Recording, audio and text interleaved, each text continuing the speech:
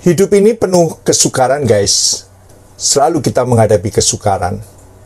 Dan menjadi sebuah beban yang berat ketika kita menghadapinya. Mengapa?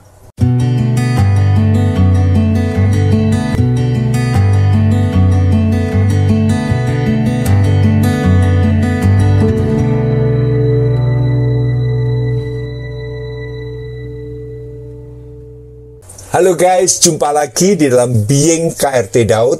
Kiranya ini boleh menjadi berkat bagi saudara, supaya saudara diberkati oleh dasar-dasar firman Tuhan. Hidup ini penuh kesukaran, guys.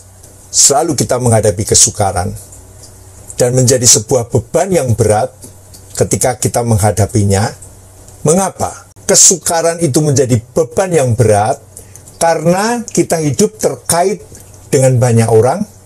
Jadi kita hidup di antara orang-orang, hidup bersosialisasi, sehingga itu yang mengakibatkan kesukaran menjadi beban yang berat. Pertanyaannya, mengapa jadi berat?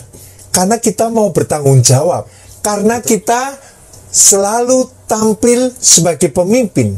Karena kita berani pasang badan. Ini yang menjadi berat. Sebuah ayat yang sangat terkenal, yang sering kita baca di Alkitab, merupakan sebuah ajakan Tuhan Yesus yang mengatakan bahwa di dalam kitab Matius 11 ayat 28 sampai 30 dikatakan, marilah kepadaku semua yang letih, lesu, dan berbeban berat. Aku akan memberikan kelegaan kepadamu. Pikulah kuk yang kupasang dan belajarlah padaku, karena aku lemah lembut dan rendah hati, dan jiwamu akan mendapat ketenangan.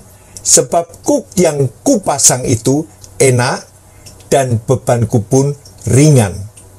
Yang menjadi keheranan bagi saya, mengapa ketika kita memiliki beban yang berat, justru Tuhan mengatakan, pikulah kuk yang kupasang. Tuhan memasang kuk di dalam hidup kita. Kuk itu apa, guys?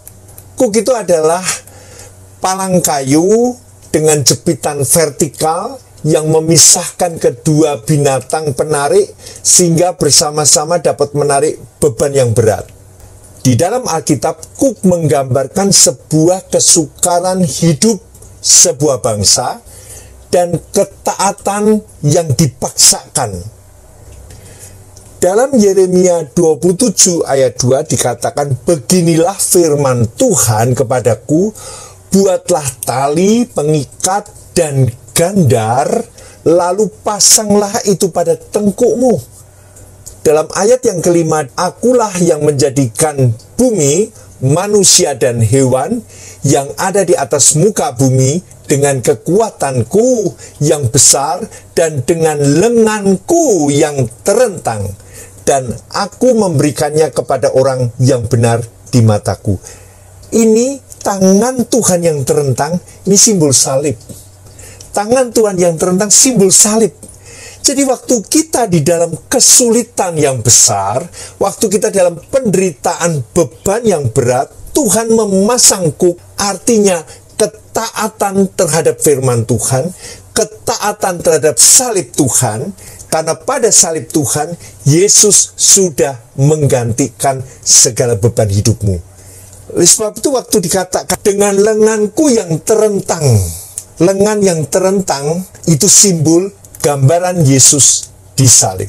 Kuk juga dimaknai sebagai salah satu ketundukan kepada Allah yang disimbolkan stola imam, stola pendeta. Jadi saudara, kalau kau lihat ketika pemimpin-pemimpin dalam sebuah ibadah memakai stola, itu sebagai ketundukan mereka terhadap firman Tuhan. Ketundukan mereka terhadap kebenaran firman Tuhan atau Alkitab. Jadi ajakan Tuhan Yesus kepada umatnya, marilah kepadaku semua yang letih, lesu, dan berbeban berat.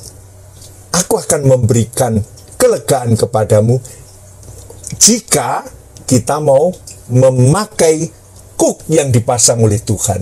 Jika kita mau mengenakan hidup kita yang disejajarkan dengan firman Tuhan. Jika kita mau menekuni ketaatan di bawah firman Tuhan, di atas hidup kita. Itu menjadi ringan bebannya, karena mensejajarkan firman Tuhan dengan penderitaan kita. Salib adalah bukti bagaimana Tuhan sudah menggantikan kita, rela berkorban, mati bagi dosa-dosa kita. Oleh sebab itu, kuk itu melambangkan firman Tuhan. Kuk itu melambangkan salib yang harus dipikul setiap orang, karena firman Tuhan katakan, sangkal dirimu dan pikulah salib setiap hari. Kiranya ini memberkati pemahaman saudara di dalam pengertian akan firman Tuhan. Oleh sebab itu Tuhan memberikan kuk itu supaya beban kita ringan, supaya kita mendapat ketenangan daripada Tuhan. Pikulah kuk yang dipasang oleh Tuhan. Karena itu firman Tuhan, sejajarkan setiap penderitaanmu dengan salib Tuhan, dengan penderitaan Tuhan, maka engkau akan mendapati bahwa penderitaanmu tidak berat. Tuhan memberkati saudara. Yang belum subscribe, silahkan subscribe dulu.